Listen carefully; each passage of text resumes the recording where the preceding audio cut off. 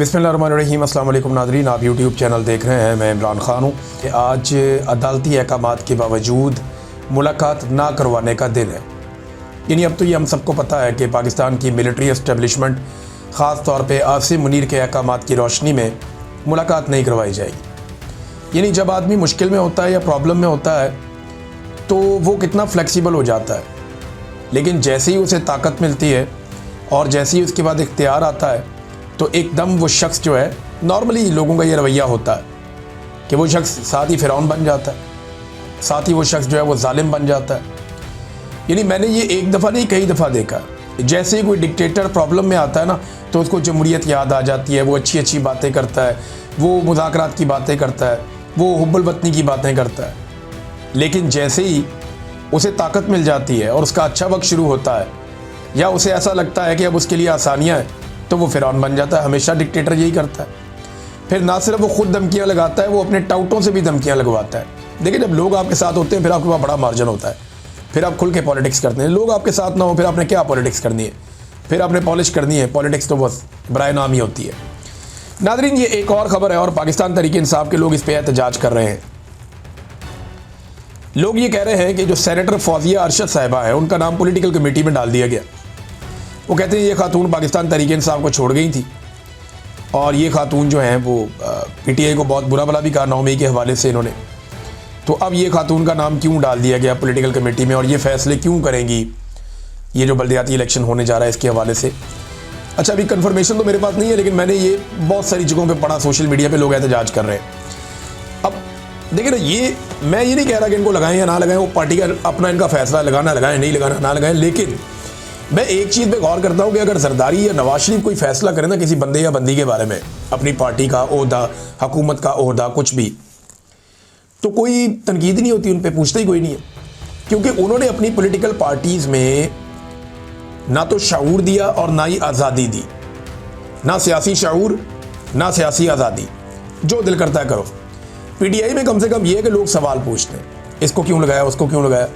PTI के लोग उस्मान बुज़दार पे तनकीद करते रहे और खुलकर करते रहे और बहुत देर तक करते रहे, और इमरान खान साहब को बड़ी मुखालफत का सामना करना पड़ा उस्मान बुज़दार वाले फैसले पे, गंडापुर वाले फैसले पे। हालांकि गंडापुर का फैसला बहुत अच्छा था, लेकिन गंडापुर साहब कॉम्प्रोमाइज़ हो गए, या उन्होंने एक नया तरीका सोच लिया कि मैं ये वाले तरीके से करूँगा चीज़ें तो ठीक हो जाएगी।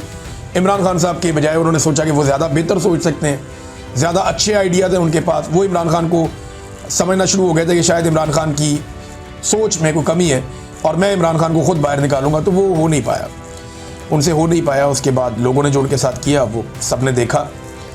तो बहरहाल ये अब सेनेटर फौजिया अरशद साहिबा जो हैं, इनके हवाले से पीटीआई के लोग जो हैं वो बुरा मना रहे थे कि ये नहीं होना चाहिए। और इसके बाद नाज़रीन मैं आपको एक चीज़ और बताता हूँ। लेकिन इमरान खान को इन्होंने मार मार के वो बना दिया जो कोई भी लीडर आज तक नहीं बन सका। लम्स के एक तारीखदान हैं उस्मान काज़मी साहब, वो ये लिखते हैं कि पाकिस्तान में जो मॉरल सॉवरन थे ना पहले, वो पाकिस्तान के इदारे थे। यानी ये इदारों फैसला करते थे कौन मुहिब वतन है, कौन गद्दार है, कौन क्या। यानी वो इदारों का एक क्राइटेरिया था कि जनाब इनका क्राइटेरिया सेट। अब वो नहीं है, अब इमरान खान है मॉरल सॉवरन पाकिस्तान का, अब इमरान खान है। नेशनलिज्म पहले इदारों के साथ जोड़ी जाती थी कि अगर आप कौम परस्त हैं, मुहिब वतन है तो आप इदारों के साथ हैं तो फिर आप हैं, वरना नहीं है। अब ऐसा नहीं है, अब इमरान खान के साथ जुड़ती है। अब बंदूक भी है इदारों के पास, ताकत भी है, बजट भी है, तादाद भी है, इख्तियार भी है, हुकूमत भी है, लेकिन फिर भी वो नेशनलिज्म उनके साथ नहीं जुड़ती, वो इमरान खान के साथ जुड़ती है। और ये रियलिटी है, अब इसको माने या ना माने, आज के दिन की रियलिटी यही है।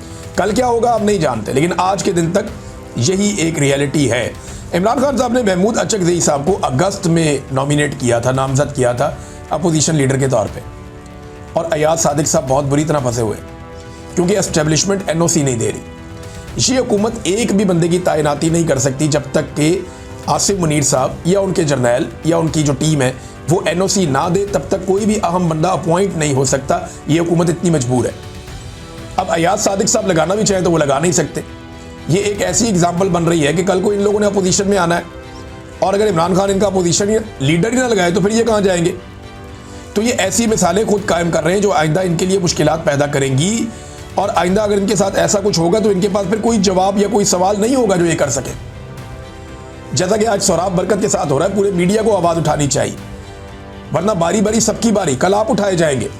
जब आप उठाए जाएंगे तो फिर आप किस मुंह से कहेंगे कि मेरे लिए आवाज़ उठाओ, अगर आज आप सोहराब बरकत के लिए आवाज़ नहीं उठा रहे तो। हमने आवाज़ उठाई थी हमेशा, चाहे जुल्म हुआ मुतीउल्लाह जान के साथ, चाहे अफसार आलम के साथ, चाहे हामिद मीर के साथ, चाहे जुल्म हुआ असद तूर साहब के, हमने सबके लिए आवाज़ उठाई थी और ज़ोर लगाया था, इख्तलाफात के बावजूद लगाया था। लेकिन आज सोहराब बरकत को ऐसा लगता है कि वो अकेलेपन का शिकार करते जा रहे हैं, पूरा पाकिस्तान उसके लिए आवाज़ उठा रहा है, लेकिन मीडिया को जो करना चाहिए, मीडिया ने उस तरह आवाज़ नहीं उठाई। 40 दिन हो गए हैं उनकी कैद को, बार बार उनकी समात आती है, कभी वो कहते हैं रिकॉर्ड नहीं है, कभी जज कहते हैं मैं नहीं सुन सकता, अब जज कहते हैं छुट्टियों के बाद सुनेंगे, फिर एक हफ्ते की डेट दे दिए। भाई एक जर्नलिस्ट आपने पकड़ा है, वो एक बैनुल अक़वामी कॉन्फ्रेंस में जा रहा था, ये क्या तरीका है, ये कौन सी इंसानियत है। बहरहाल ये जुल्म की इंतहा है और ये एक के बाद एक इंतहा क्रॉस करते चले जा रहे हैं। नाज़रीन, पंजाब में ना मौलवियों का इम्तिहान शुरू हो गया, ये बड़ा इंटरेस्टिंग इम्तिहान है। पंजाब हुकूमत ने रियासत मुखालिफ बयान देने वाले उलमा के खिलाफ कार्रवाई का फैसला किया है, एजाज़िया बंद कर देंगे, जो पैसे वैसे जो वजीफ़ा उनको मिलता है वो बंद हो जाएगा। अब मौलवियों का इम्तिहान है। देखिए, एक तो रियासत के बारे में समझ लें कि आइन का आर्टिकल 8 निकाल के आप पढ़ लें, आपको पता चल जाएगा रियासत क्या होती है। कोई इदारा या कोई शख्स रियासत नहीं होता। तो अगर मौलवी तनकीद करना चाहे वज़ीर आज़म पे या आर्मी चीफ के या उसके किसी एक्ट के ऊपर, तो ये रियासत के ऊपर तनकीद नहीं है, ना किसी इदारे के ऊपर तनकीद है। तो अब देखना यह है कि मौलवी रियासत के वफादार हैं या फिर हुक्मरानों के वफादार हैं।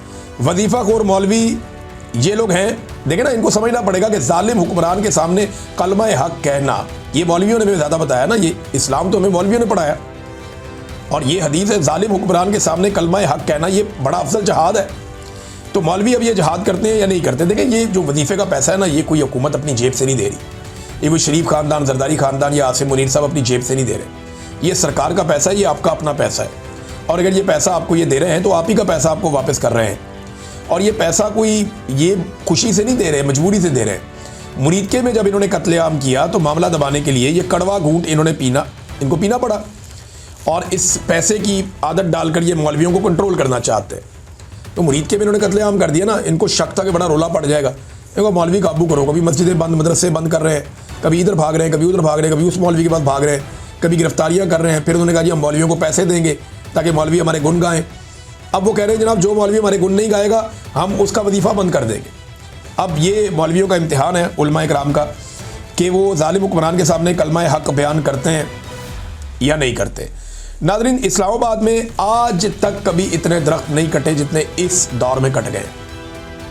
पूरी इस्लामाबाद की तारीख उठा लें, कभी इतने दरख्त नहीं कटे जितने इस दौर में इस्लामाबाद में दरख्त कट गए। इन्होंने इस्लामाबाद को गंजा करके रख दिया। रोज़ाना की बुनियाद पे कोई ना कोई सहाफ़ी, कोई ना कोई एक्टिविस्ट वो किसी और एक जगह से बता रहा होता है कि यहाँ पे भी दरख्त काट दिए, ये भी एरिया गंजा हो गया। हत्ता कि जो लोग इस हुकूमत की मदह सराही करते हैं वो लोग भी वीडियोज़ और तस्वीरें डाल डाल के बता रहे हैं कि जनाब ये दरख्त इन्होंने काट काट के इस्लामाबाद को गंजा कर दिया है। अच्छा, यही हुक्मरान जब लाहौर में थे ना, पंजाब में थे, इन्होंने पंजाब को भी गंजा कर दिया था। लाहौर के सारे दरख्त इन्होंने सिक्योरिटी और डेवलपमेंट के नाम के ऊपर काट दिए थे, बेशुमार इन्होंने कटाई की थी लाहौर में। अब इसी तरह ये इस्लामाबाद के अंदर धड़ाधड़ कटाइयाँ कर रहे हैं, और इनकी अपनी तारीफ़ें करने वाले, इनके अपने मदा सरा जो इस्लामाबाद के रहने वाले हैं वो बुलबुला उठे। अब तक इतनी, अपना ख्याल रखिएगा, अपने चैनल का भी। अल्लाह हाफ़िज़।